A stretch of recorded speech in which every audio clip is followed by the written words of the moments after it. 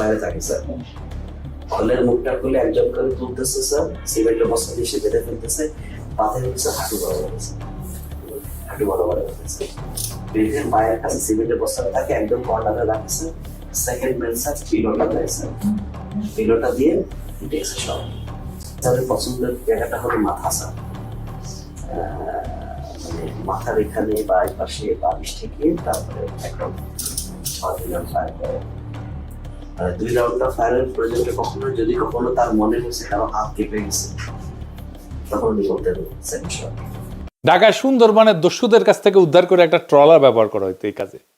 এইটা সাহেব দেখান সেই স্বীকারোক্তি। দস্যুদের কাছ থেকে উদ্ধার করা ট্রলার, যেটা জেনারেল জিয়াউল হাসানের টিম এটা এনেছিল, এবং পরবর্তীতে আমরা জেনেছি যে জিয়াউল হাসানের প্রত্যক্ষ তত্ত্বাবধানে অনেক মানুষকে ওখানে নিয়ে যাওয়া হতো রাতের গভীর রাত্রে। এই জায়গাটা এবং বন্দিরা থাকতো নিচে এখানে এই ডেকের উপরে, কোনো কোনো সময় তো ডেকের ভিতরে থাকে। And then